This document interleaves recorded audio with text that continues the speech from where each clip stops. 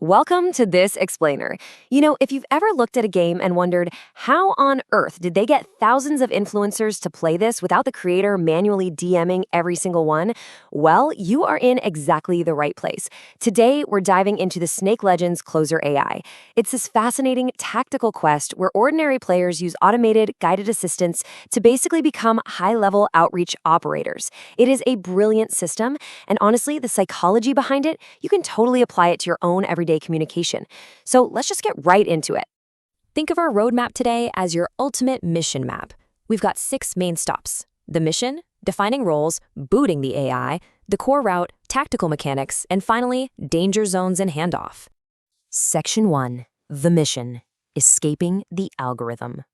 So, the ultimate mission here is highly specific. Secure exactly 1,000 influencers to make at least one video. Now, why that magic number?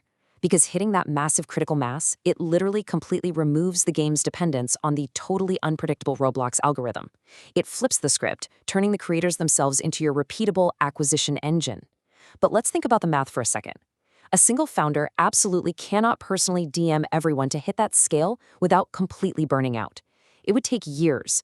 Imagine trying to manually build 1,000 real relationships. Impossible, right? That is exactly where the player steps in, and it completely shifts the paradigm of how a game actually grows. All right, moving to Section 2, defining roles, the player and the guide. First up, we have the CCC. That stands for Content Creator Collector.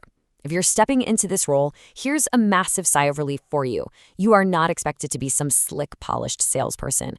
Actually, scratch that. Acting like a salesman will actively hurt your mission. Instead, you're acting as a lightweight creator broker. Your job is honestly surprisingly simple. You find leads, you warm them up, and you just help them move toward making content.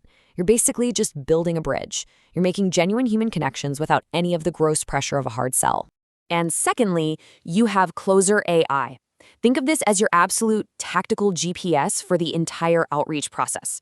It's going to help you figure out exactly what phase of the conversation you're in and what message you should actually send next. But here is the absolutely crucial core law of this whole shebang. The AI leads the route, but the human keeps the initiative. It's this beautiful balance, really. You bring the human context and the intuition, and the AI just hands you the map so you don't get lost in the weeds. Which brings us to Section 3. Booting the AI, intents and lanes. So before you send a single message, you have to properly boot up Closer AI. It's like a pre-flight checklist. You do this by gathering basic intel on your creator lead and diagnosing 2 really important things. First up is your intent. What are we actually trying to do right now? Are you executing an awareness warm-up? That's intent A. Sending a soft invite for B? Or are you going straight for the official close with C? Then the second piece is the lane. You need to know exactly who you're talking to. Is this a huge top-tier creator? That's lane 1, which requires direct founder attention. Or is it a standard close over in lane 2? Getting this initial programming right is literally the foundation of the whole thing. It's the big difference between a hyper-targeted strategy and someone just thoughtlessly spamming cold DMs into the void. Okay, Section 4, the core route, navigating to the close. With our loadout locked in and the AI fully booted, here is the exact 5-step conversational ladder you've got to walk. Opening, identify, state, offer, and finally handoff. The big takeaway here is that you let the AI guide this exact route so you never ever force a sale. In fact, in this specific doctrine, closing doesn't mean strong-arming somebody into some hardcore business deal. It just means moving the creator to take one useful, concrete action, like, trying the game, taking a look at some clips, or maybe committing to just a single video. It's a totally natural, step-by-step progression that builds trust instead of demanding immediate compliance. Moving on to Section 5, tactical mechanics, keeping it human. Now, to actually execute this route, you have to master some specific tactical mechanics so your outreach feels genuinely human, not like a bot.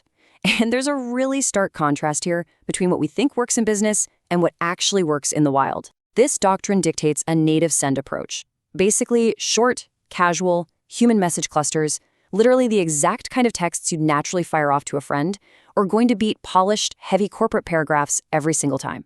Look, you're a gamer reaching out to a creator. There is absolutely zero reason you should sound like a Fortune 500 executive sending a LinkedIn pitch. It just feels weird, right? You gotta be native to the platform. Speak their language, use the natural cadence of a DM, and drop the whole corporate act.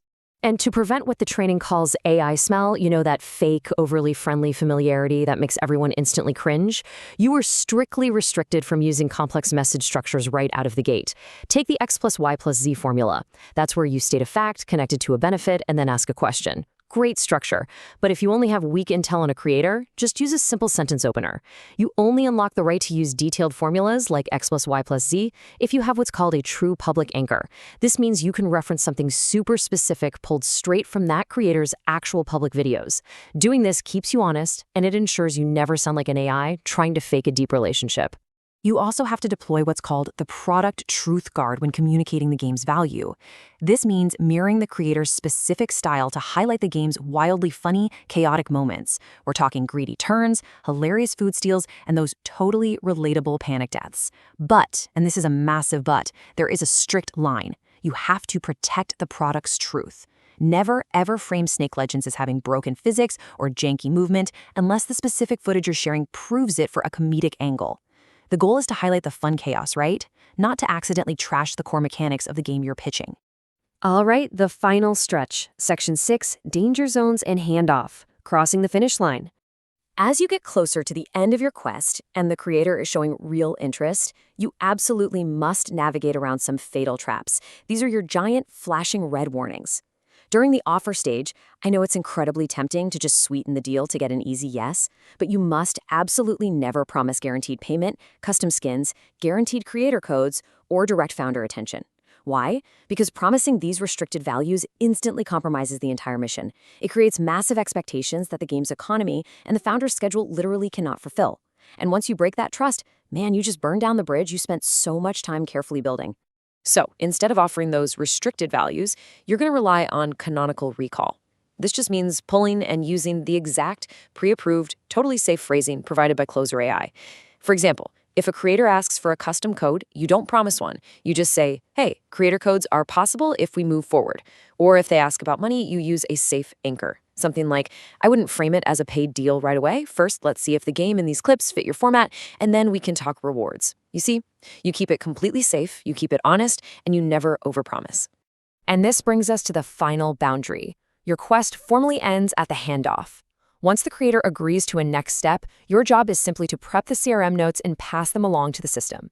I know it takes incredible discipline to just stop there, but do not invent details about what happens next. Don't act like you have the whole onboarding process mapped out, because honestly, the founder is releasing a dedicated playbook for that later. Your job was simply to build the bridge, and hey, you successfully did it. Now, you just step back and let the system take over. So by combining human intuition with these really strict AI-guided conversational routes, ordinary players are literally transformed into an army of highly effective creator brokers. And I want to leave you with this thought to reflect on today. If a simple game can orchestrate massive influencer acquisitions using guided AI to actually sound more human and authentic, where else are we about to see this exact doctrine emerge? Think about customer service or B2B sales or community building. The possibilities are honestly pretty mind-blowing. Thanks so much for joining me on this explainer, and keep learning.